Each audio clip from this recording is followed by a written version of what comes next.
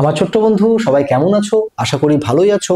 এর আগে বিদ্যালয়ে যখন ম্যাজিক খেলা হয়েছিল, তোমরা কে কে সেই ম্যাজিক খেলা দেখেছিলে? বাবা, সবাই দেখেছিলে। সেখানে কি হচ্ছিল? সেই ম্যাজিশিয়ান তিনি হাতের উপর একটা জিনিস নিয়ে সেই ছড়ি ঘুরিয়ে সেটাকে কি করছিলেন? ভ্যানিশ করে দিচ্ছিলেন, তাই না? তাহলে সেই ম্যাজিশিয়ান যেমন সেই জিনিসটাকে ভ্যানিশ করে দিচ্ছিলেন, আমাদের জীবনেও কিন্তু আমরা রোজ সেই রকম ম্যাজিক খেলা দেখতে পাই। তোমাদের মনে হচ্ছে কোথায় দেখতে পাই?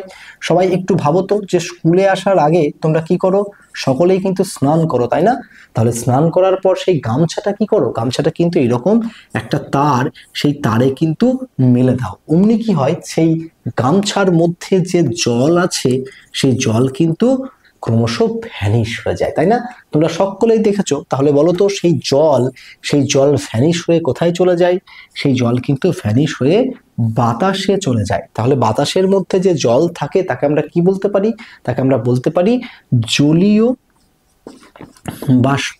ঠিক আছে, তাকে আমরা বলতে পারি জলীয় বাষ্প। এবার তোমাদের অনেকের মনে হচ্ছে যে তাই হয় নাকি, সেই জল কি করে বাতাসে যাবে? বেশ, তোমরা এক কাজ করবে, বাড়িতে সকলে এরকম একটি কাঁচের গ্লাস নেবে এবং কাঁচের গ্লাসের মধ্যে কিছু বরফের টুকরো দিয়ে দেবে। এইবার দেখো, কাঁচের গ্লাসের কোথাও তো ফুটো নেই, কিন্তু যখন তুমি বরফের টুকরো দিয়ে দেবে, সেই বরফের টুকরো দেওয়ার ফলে দেখবে কিছুক্ষণ পর এই গ্লাসের বাইরে কিন্তু জল জমে গেছে। তাহলে বলো তো, এই জলটা কোথা থেকে এলো? ঠিক বলেছো, এই জলটা কিন্তু বাতাস থেকে এলো। এটা হচ্ছে বাতাসের জল। তাহলে তোমরা বুঝতে পারলে বাতাসের মধ্যেও কিন্তু জল আছে, যাকে আমরা বলতে পারি জলীয় বাষ্প। এবার দেখো, তোমরা দেখেছো যে অনেক সময় ঝড় হয়, তাই না? গাড়ি চললে বাতাসে ধুলো উড়ে বেড়ায়। যখন কয়লা ভাঙা হয় সেখান থেকে কিন্তু অনেক ধুলো ওড়ে। এই সকল ধুলো গিয়ে কোথায় মিশে জানো? এই সকল ধুলো গিয়ে আমাদের চারদিকে যে বাতাস আছে সেই বাতাসের মধ্যে কিন্তু মিশে যায়। তাহলে তোমরা জানলে যে বাতাসের মধ্যে যেমন জলীয় বাষ্প আছে, ঠিক বাতাসের মধ্যে কিন্তু সেই রকম ধুলোর কণা কিন্তু বাতাসের মধ্যে রয়েছে। বেশ, তাহলে তোমরা জানলে যে বাতাসের মধ্যে জলীয় বাষ্প আছে, বাতাসের মধ্যে কিন্তু ধুলোর কণা আছে। এর আগের দিন তোমাদের পড়িয়েছিলাম যে গাছ যখন খাদ্য তৈরি করে তখন নির্দিষ্ট একটি গ্যাস কিন্তু সেই বাতাস থেকে নিয়ে নেয়। বলো তো, সেই গ্যাসটির নাম কি বলেছিলাম? ঠিক বলেছো, সেই গ্যাসটির নাম হচ্ছে কার্বন ডাই অক্সাইড, তাই না? কার্বন ডাই অক্সাইড, তাই না? বাহ, তোমরা তো দেখছো অনেক কিছু জানো। তাহলে দেখো, সেই গাছ যেমন কার্বন ডাই অক্সাইড গ্রহণ করছিল, সেই গাছ কিন্তু আবার অক্সিজেন নামে একটি গ্যাসকে কিন্তু ছাড়ছিল। তাহলে সেই অক্সিজেন কোথায় যাচ্ছে? সেই অক্সিজেনও কিন্তু বাতাসের মধ্যেই মিশে যাচ্ছে। তাহলে বাতাসের মধ্যে যেমন কার্বন ডাই অক্সাইড আছে, বাতাসের মধ্যে কিন্তু অক্সিজেনও আছে, এবং তার সঙ্গে বাতাসের মধ্যে আরো একটি গ্যাস রয়েছে, তার নাম হচ্ছে নাইট্রোজেন। তাহলে দেখো, বাতাসের মধ্যে কি কি আছে, তোমরা যদি এই তালিকার দিকে তাকাও তাহলে জানতে পারবে যে বাতাসের মধ্যে আছে জলীয় বাষ্প, বাতাসের মধ্যে আছে ধুলোর কণা, বাতাসের মধ্যে আছে কার্বন ডাই অক্সাইড, বাতাসের মধ্যে আছে অক্সিজেন, বাতাসের মধ্যে আছে নাইট্রোজেন। এছাড়াও বাতাসের মধ্যে আরো বেশ কিছু গ্যাস রয়েছে যেগুলোকে বলা হয় নিষ্ক্রিয় গ্যাস। তাহলে তোমরা জেনে গেলে যে বাতাসের মধ্যে কি কি রয়েছে।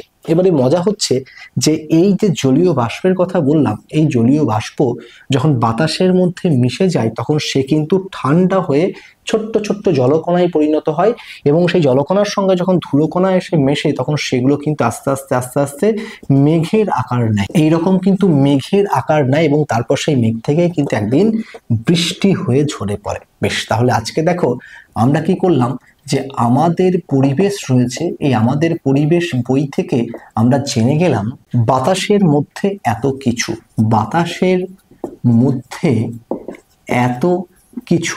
বেশ, তাহলে এই যে বাতাসের মধ্যে এত কিছু সম্বন্ধে আমরা জানলাম, এইবার আমাকে কে বলতে পারবে যে বাতাসের মধ্যে যে জল রয়েছে সেই জলকে আমরা কি নামে ডাকবো? ঠিক বলেছো, সেই জলের নাম হচ্ছে জলীয় বাষ্প। বাহ, খুব ভালো বলেছো। বেশ, এবার কে বলতে পারবে যে বাতাসের মধ্যে আছে এমন দুটি গ্যাসের নাম? ঠিক বলেছো, অক্সিজেন এবং কার্বন ডাই অক্সাইড। বাহ, খুব ভালো বলেছো। আচ্ছা বলো তো, এই যে গাছ, সেই গাছ খাদ্য তৈরি করার সময় কোন গ্যাস ছাড়ে? বাহ, খুব ভালো বলেছো ফতেমা।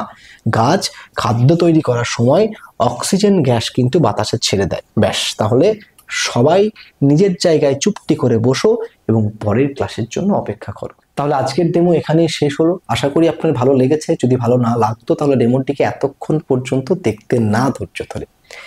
এবারে লক্ষ্য করেছেন যে এই ডেমোর মধ্যে কোথাও গান, নাচ, কবিতা, নাটক, ছড়া বলা ইত্যাদি কিচ্ছু নাই। শুধুমাত্র এসেছি এবং বাতাসের মধ্যে কি কি উপাদান রয়েছে সেগুলোকে একের পর এক পড়াতে পড়াতে চলে গেছি উদাহরণ সহযোগে।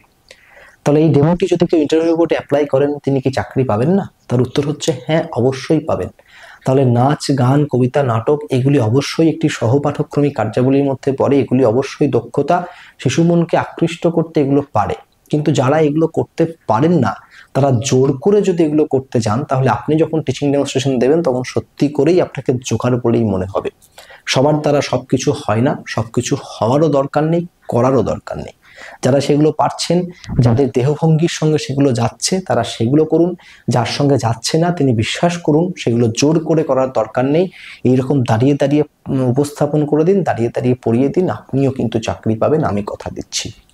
তাহলে আজকের টিচিং ডেমনস্ট্রেশন এবং সেই সংক্রান্ত আলোচনা এখানে শেষ হলো। দেখা হচ্ছে অন্য কোনো এক ভিডিওতে, অন্য কোনো এক দিন।